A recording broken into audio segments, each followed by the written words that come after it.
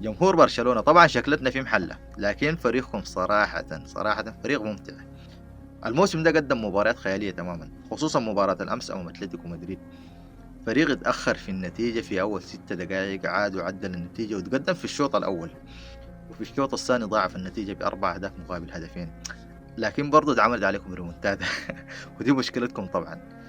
لسه الفريق بيعاني من انه الفرق اللي بتعود عليه في النتيجة، والمشكلة طبعا مستمرة من 2017، من مشكلة روما، ريمونتادا روما تتذكروا. لحد الآن الفريق بيعاني منها، فليك محتاج يعالج النقطة دي تماما. النقطة الثانية برضو المشكلة اليوم انه الفريق بيلعب بدفاع متقدم، ودي مخاطرة كبيرة جدا، وما في كل مرة بتسلم الجرة. بتلعب في دوري الأبطال مباريات ذهاب وإياب، بتلقى فريق مخندق المباراة كلها، بينشلك يمكن من فرصة أو فرصتين، حيضيع عليك مجهود موسم كله. ورغم المتعة اللي قدمها الفريق والأداء وصناعة الفرص وتسجيل الكثير من الأهداف، الفريق حيخرج بموسم صفر كبير جدا. دي النقطة الوحيدة اللي محتاج فليك إنه يعالجها إذا أراد الفوز بالألقاب.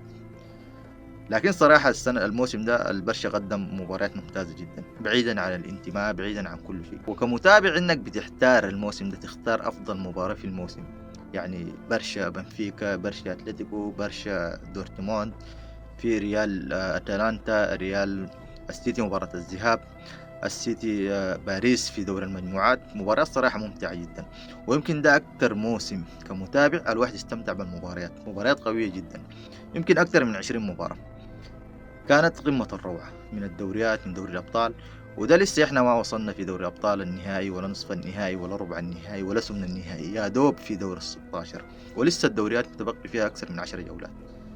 طبعا أندية إسبانيا كان لها القدح الأعلى في المباريات الممتعة دي كلها، وأعتقد إنه في دوري الأبطال الموسم ده حتكون لها كلمة كبيرة جدا. وأتمنى إنه نهائي دوري الأبطال يكون كلاسيكو بين برشلونة والريال، حيكون نهائي القرن. وأيضا نهائي كأس ملك إسبانيا يكون بين البرشا والريال، حيكون من أجمل المواسم الكروية بالنسبة للمتابعين.